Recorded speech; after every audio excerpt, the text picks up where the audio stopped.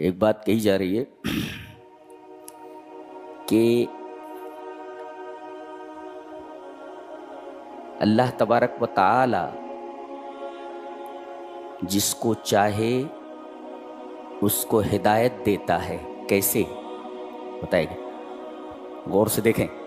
فَمَن يُرِدِ اللَّهُ أَن يَهْدِيَهُ، اللہ چاہتا ہے کہ اس کو ہدایت دے تو کیا کرتا ہے؟ یشرح صدرہ للاسلام، اسلام اور ایمان کے لیے اس کے سینے کو کھول دیتا ہے. جی یہاں لفظ کا استعمال کیا گیا یشرح.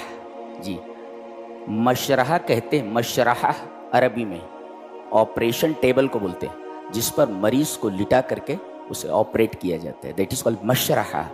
مشرحہ کہتے ہیں آپریشن تھیٹر میں جو ٹیبل ہوتا ہے جس پر مریض کو لٹا کر کے اس کو آپریٹ کیا جاتا ہے اسے مشرحہ بولتے ہیں. اور مشرح ہوتا ہے جس سے مریض کے عضو کو کاٹا جاتا ہے، چیرا جاتا ہے، اس کو مشرح کہتے ہیں. مشرح. اچھا اب دیکھو ایک چیز بند ہے، یہ ایسے بند ہے، یہ بند ہے. اب شرح کیسے کریں گے آپ؟ ارے بھائی یہ آدمی کا پیٹ ہے، یہ پیٹ بند ہے نا. اب اندر سے چیز کو نکالنے کے لیے، خراب چیز کو، یہاں اس کو آپریٹ کریں گے، اس کو مشرح ماریں گے، اس پر نشتر ایسا. اب یہ کھل گیا. اب اس کے بعد تب ہاتھ ڈالیں گے نا، تب نکالیں گے. اللہ فرماتا ہے کہ اسلام کے لیے یعنی داخل کیا ہو رہا ہے؟ آدمی کا ہاتھ، اور اس سے پہلے نشتر لگایا گیا ہے.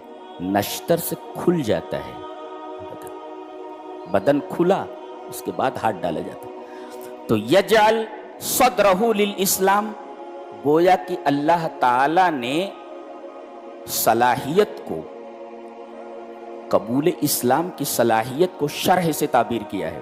پھاڑ دینا، یہ ہے صلاحیت. اور اس کے بعد قبول کی جو صلاحیت ہے اسلام کی، جی اسے اللہ تبارک و تعالی نے اس آلے سے تشبیہ دیا ہے جس سے شرح کی جاتی ہے. اور دل جو ہے وہ جرم مشروع ہے. جی تو گویا جب چیز کھل جاتی ہے تو کھلی ہوئی چیز کے اندر باہر سے کوئی چیز داخل ہونا آسان ہو جاتا ہے. تو ایسے ہی اللہ تعالیٰ جب کسی کے ساتھ ہدایت کا ارادہ کرتا ہے تو اس کے سینے کو کھول دیتا ہے، کھلی ہوئی چیز کے اندر یہ اسلام داخل ہو جاتا ہے. کیا سائنٹیفک بات کہی ہے. یعنی کسی چیز کے داخل ہونے کے لیے ضروری ہے کہ اس چیز کو کھولا جائے. جی تو اللہ تبارک تعالیٰ کیا کرتا ہے؟ جس کو اسلام دینا چاہتا ہے کہ اسلام اس کے دل میں جائے تو اس کے سینے کو کھول دیتا ہے، اسے خود شرح کرتا ہے، خود آپریٹ کرتا ہے. اب جب وہ چیز کھل جاتی ہے تو چیز کے داخل ہونے کے لیے ضروری ہے کہ کوئی چیز تنگ ہو. تنگ چیز میں کوئی چیز داخل نہیں ہوتی. جی اس کو کھولنا ضروری ہے. تو جب اللہ کھول دیتا ہے تو اسلام اس کھلی ہوئی چیز کے اندر داخل ہو جاتا ہے. اللہ نے وہی فرمایا یشرح صدرہ للاسلام، اس کے سینے کا آپریشن کر دیتا ہے. یشرح مشرح کے اوپر لٹا کر کے چیر دیتا ہے تاکہ اسلام اس کے اندر داخل ہو سکے. کیا بات ہے، تعبیر دیکھیں کتنی خوبصورت ہے. کسی کوئی بات کرتا ہے کیا؟ دیکھو کتنی شاندار بات کہی. جی اس کے برعکس وَمَن يُرِدْ أَن يُضِلَّهُ، جس کے بارے میں چاہتا ہے کہ گمراہ کر دے، تو یجعل صدرہ ضیقا، تو اس کے سینوں کو تنگ کر دیتا ہے. اب چیز تنگ ہو گئی تو باہر سے کوئی چیز اس کے اندر کیسے داخل ہوگی؟ باہر سے کسی چیز کے اندر داخل ہونے کے لیے ضروری ہے کہ وہ چیز کھلی ہوئی ہو، تنگ نہ ہو. تو یجعل صدرہ ضیقا. اور اس کے بعد تعبیر کتنی اچھی ہے، ضیقاً حرجاً. حضرت عمر رضی اللہ تعالیٰ عنہ نے ایک دفعہ اس کو حرجاً پڑھا، رے کے زبر کے ساتھ، بفتح الراء. تو بعض صحابہ نے پڑھا حرج بکسر الراء. تو حضرت عمر نے کہا بنو مدلج کے کسی چرواہے کو بلاؤ. چرواہے ان کی عربی بڑی اچھی ہوتی تھی، شاندار عربی ہوتی تھی. کسی نے لکھا ہے کہ وہ سورہ کہف میں الرقیم کا کیا مطلب ہے؟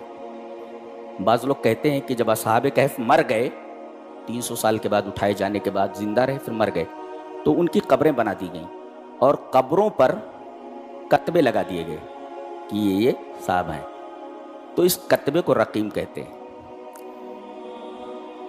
کہ ایک لغوی جو ہے جو ڈکشنری لکھتے ہیں رقیم کا معنی تلاش کرنے کے لیے اس قبیلے میں اس قبیلے میں اس بدو کے ساتھ اس چرواہے کے ساتھ گھومتا رہتا تھا۔ اس نے دیکھا کہ ایک آدمی ایک بدو اپنے بچے کو ایک روٹی دے کر کے پیڑ کے نیچے بٹھا دیتا ہے اور کہتا ہے تو یہیں بیٹھ، ہلنا نہیں یہاں سے، میں ذرا کام کر کے آتا ہوں۔ اب جب ادھر سے آیا تو دیکھا کہ بچہ خوب رو رہا ہے، کہا کہ کیوں رو رہا ہے؟ مایوب کی کیوں رو رہا ہے؟ بولے جاء الکلب واخذ الخبز وذهب الى الرقیم۔ بچہ بولے چھوٹا سا، بولتا ایک کتا آیا، اس نے روٹی میرے ہاتھ سے چھین لی اور وہ غار میں چلا گیا۔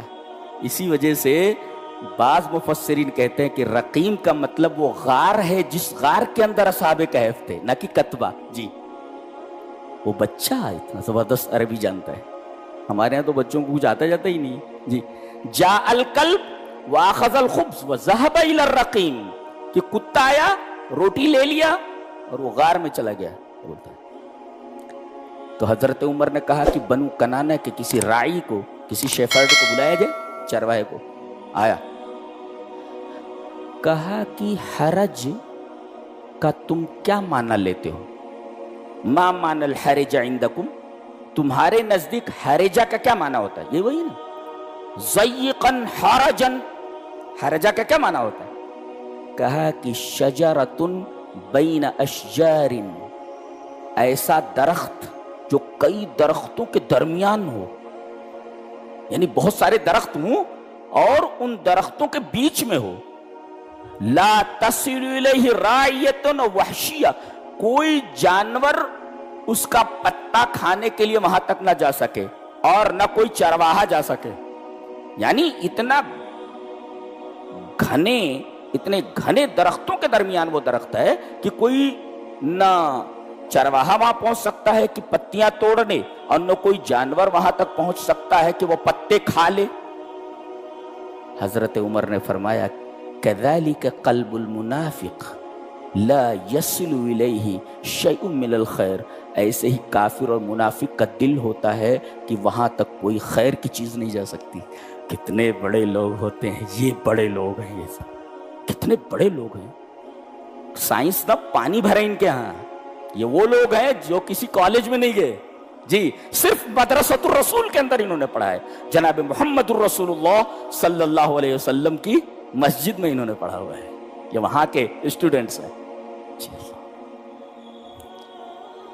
اور حرج کے بعد ایک مثال دی گئی ہے، کانما یصعد فی السماء، جیسا کہ اسے آسمان میں چڑھایا جا رہا ہو۔ آسمان مس بلندی، کل ما علاک فاظلک والسماء، کوئی بھی چیز جو تم سے بلند ہے، جیسے سحاب کو بھی سما بولتے، بادل کو بھی، اس لیے کہ ہم سے اوپر ہے، تو کوئی بھی چیز جو ہم سے اوپر، کل ما علاک، ہر وہ چیز جو تمہارے اوپر فہو سما، اسے سما کہہ سکتے ہیں آپ۔ اتنا تنگ کی مثال دی جا رہی، کیا زبان ہے، اللہ رب ہی بول سکتا ہے ایسا۔ کانما یصعد فی السماء، جیسا کہ اسے آسمان پر چڑھایا جا رہا ہو، بلندی پر۔